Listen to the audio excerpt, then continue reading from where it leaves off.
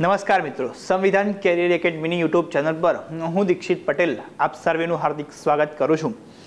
જેવી રીતે આપણને ખ્યાલ છે કે ક્વિક લેક્ચર શ્રેણીના આગળના સોપાનમાં આજે આપણે ઇતિહાસની ચર્ચા કરવાના છીએ। એ પહેલાં વાત આપણી સંવિધાન કેરિયર એકેડમીની સતત 14 વર્ષથી ડૉક્ટર વિકલ્પ કોટવાલ સરના માર્ગદર્શન હેઠળ ચાલતી આ સંસ્થા કેટલાય વિદ્યાર્થીઓના પોતાના સ્વપ્ન સાકાર કરવામાં માર્ગદર્શક રહી છે।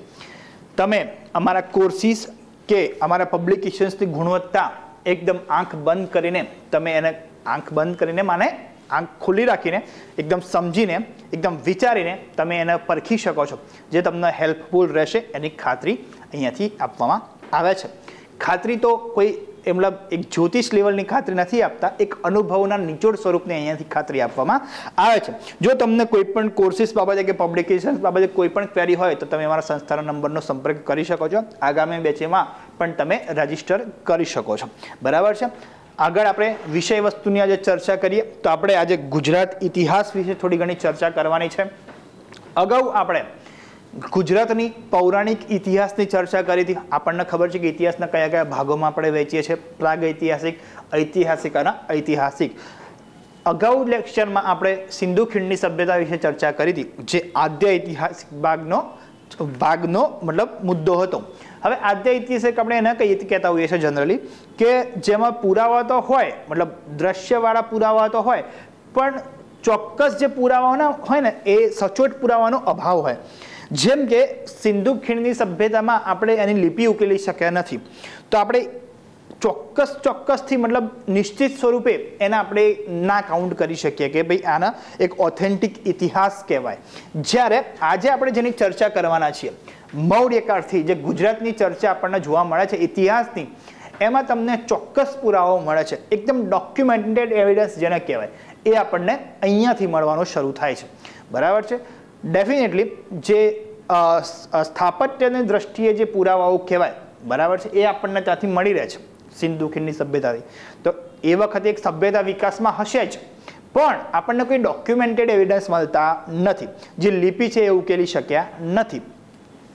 જ્યારે અહીંયાથી આપણને જે મળવાનું શરૂ થાય છે મૌર્યકાળથી, એ ડેફિનેટલી આપણને એવું કહી શકીએ કે અહીંયાથી આપણે ગુજરાતનો પ્રોપર ઉલ્લેખ અથવા તો ગુજરાત પર કોનું શાસન હતું એ આપણે અહીંયાથી જોવાનું શરૂ કરી શકીએ છીએ।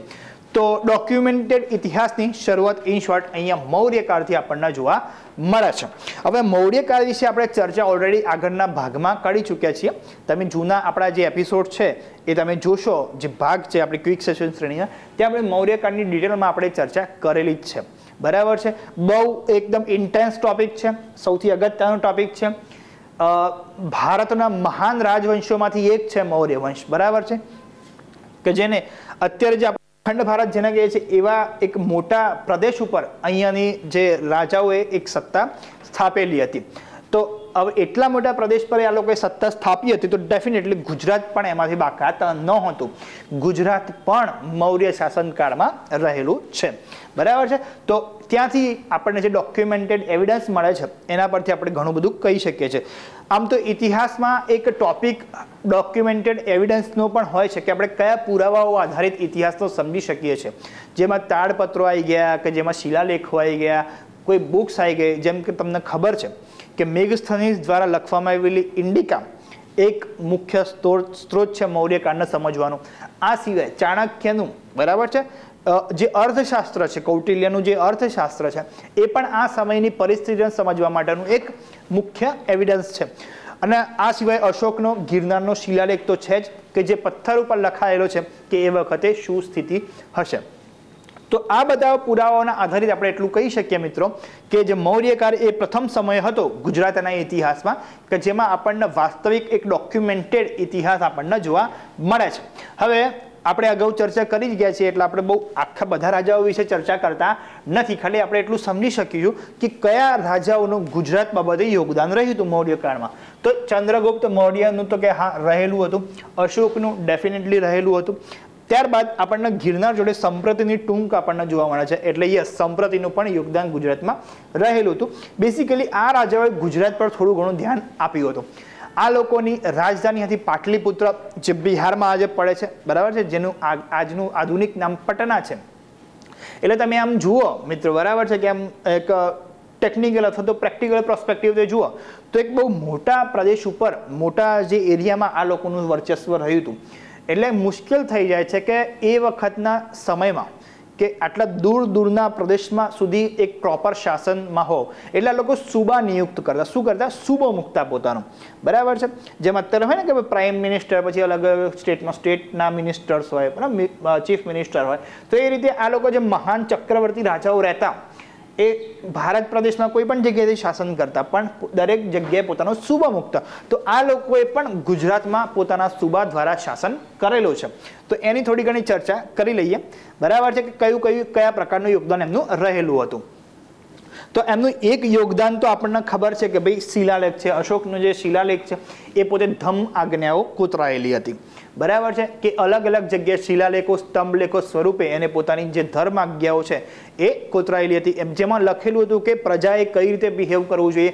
ઘણી જગ્યાએ તો એને પોતાને કઈ રીતે બિહેવ કરવું જોઈએ અથવા તો એને શું ચેન્જીસ ઇમ્પ્લિમેન્ટ કર્યા છે શાસનમાં એની પણ ચર્ચા ત્યાં કરેલી છે. બરાબર છે. અને મોટા ભાગે તો ધર્મ આજ્ઞાઓ રહેતી હતી. એના વિશે પણ અગાઉ આપણે જ્યારે મતલબ સ્થાપત્ય ભણતા હતા એના વિશે આપણે ચર્ચા કરેલી છે. બરાબર છે. જે બી હોય તમે જોઈ લેજો. બરાબર છે. આપણે આગળ એની ચર્ચા કરીએ. શિલાલેખ સિવાય જો કોઈ બીજી વસ્તુ હોય કે જેમાં મૌર્ય શાસકોનું યોગદાન રહ્યું હોય એ છે સુદર્શન તળાવ. બરાબર છે. તો આપણે એ જોવાનું થાય કે રાજા, સુબો અને કાર્ય આ વસ્તુ ઘણી બધી વાર મૌર્ય શાસનમાં પૂછાઈ ગયેલી છે. એ તમારે ખાસ અગાઉના પેપરમાં એટલા તો તમારે યાદ રાખવું જ પડશે. આના સિવાય કોઈ ઓપ્શન છે નહીં. બરાબર છે. તો રાજા છે ચંદ્રગુપ્ત મૌર્ય, એનો સુબો છે પુષ્યગુપ્ત વૈશ્ય જે ગુજરાતમાં હતો એ વખતે, અને એનું કાર્ય હતું સુદર્શન તળાવ બંધાવેલું હતું. બરાબર છે. એને સુદર્શન તળાવ બંધાવેલું હતું. ત્યારબાદ આવે છે અશોક. બિંદુસારનું કોઈ યોગદાન છે નહીં. બરાબર. ત્યારબાદ એનો જે સુબો હતો તુષાશ્વ એ તળાવમાંથી નહેર કઢાવે છે સિંચાઈ માટે. બરાબર છે. સુદર્શન તળાવમાંથી. ત્યારબાદ જે રાજા આવે છે ક્ષત્રપ વંશનો એ છે રુદ્રદામા, અને ત્યારબાદ એનો જે સુબો હોય છે સુવિશાખ. બરાબર છે. એનું બંધનું સમારકામ કરાવે છે, મતલબ એ જે ડેમેજ થયેલો છે એનું મેન્ટેનન્સ કરાવે છે. બરાબર છે. અને ત્યારબાદ ગુપ્ત વંશનો જે સ્કંદગુપ્ત છે એ એનો જે સુબો હોય છે પર્ણદત્ત દ્વારા આ તળાવના ફરીથી બાંધવામાં આવે છે. બરાબર છે. તો આ જે સુદર્શન તળાવની જે માહિતી છે એ તમારે ખાસ યાદ રાખવાનું રહેશે. ચલો, ત્યારબાદ કોઈ મૌર્ય વંશ વિશે આટલું જ યાદ રાખવાનું છે. ત્યારબાદ જો કોઈ વંશ આવ્યો હોય ગુજરાતમાં અને એને એક સારા એવા સમય માટે જો શાસન કર્યું હોય તો એ છે શકોનો સમય. શક ક્ષત્રપ કાળ કહેવાય છે. બરાબર છે. એના વિશે થોડીક માહિતી લઈ લઈએ. ભારતીય સ્ત્રોતોમાં સિથિયનના નામથી આ લોકો ઓળખાતા હતા. મૂળ ઈરાનના લોકો હતા અને અહીંયાથી બાહ્ય લોકો જ હતા. આક્રાંતાઓ શરૂઆતમાં હતા અને ત્યારબાદ એમને અહીંયા શાસન કર્યું છે અલગ અલગ ભાગો પર. એમાં ગુજરાતનો પ્રદેશ પણ એક હતો. બે ભાગમાં આ લોકોના કુળ જોવા મળે છે. ઉત્તરી ક્ષત્રપ અને દક્ષિણી ક્ષત્રપમાં લોકો વિભાજિત જોવા મળે છે. અને દક્ષિણી ક્ષત્રપના જે બે રાજાઓ છે એમના બે કુળ છે ક્ષહરાત અને કાર્દમક. આ બહુ ડિટેલમાં ચર્ચા છે પણ તમારે યાદ રાખી શકો છો. ક્ષહરાત કુળમાં ભૂમક અને નહપાન બે રાજાઓ થઈ ગયા. ભૂમકના જે તાંબાના સિક્કાઓ છે એ તમને અહીંયા ગુજરાતમાંથી મળી આવેલા છે, જેના પર બાણ અને વજ્રના પ્રતીક આપણને જોવા મળે છે. લખાણ ખરોષ્ટી લિપિ અને પ્રાકૃત ભાષામાં આપણને જોવા મળે છે. ત્યારબાદ એક બીજો રાજા છે, એનું નહપાનનું પાટનગર, એનું આ નહપાન છે આ પણ અગત્યનો રાજા છે જેનું પાટનગર ક્યાં હતું? ભરૂચ હતું. બંનેનો સંબંધ ગુજરાતથી છે. બરાબર છે. જેનો સાતવાહન વંશનો જે રાજા હતો ગૌતમી પુત્ર સાતકર્ણી એને હરાવ્યો હતો અને એના કુળનો નાશ કર્યો હતો. આ લોકો અને જે આ સાતવાહન વંશ જોડે આ ક્ષહરાત કુળનો સતત સંઘર્ષ આપણને જોવા મળે છે.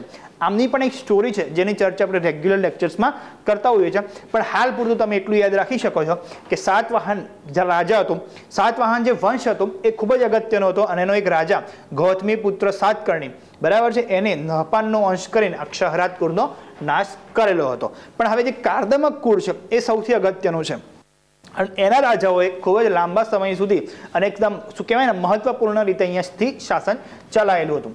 જેમાં મહત્વના રાજાઓ છે ચાસ્ટન, જયદામા, રુદ્રદામા, રુદ્રસિંહ 1 અને રુદ્રસિંહ 3. બરાબર છે. જે ચાસ્ટન હતો એવું કહેવામાં આવે છે કે કનિષ્કનો સમકાલીન હતો. બરાબર છે. અને મુખાકૃતિવાળા સિક્કા બહાર પાડેલા સૌ પ્રથમ એમનો શ્રેય જાય છે કે કોઈ સિક્કા પર કોઈ ફિશ એને બતાવેલો હોય, બરાબર છે. એની રાજધાની એવું કહેવાય છે કે ઉજ્જૈન હતી.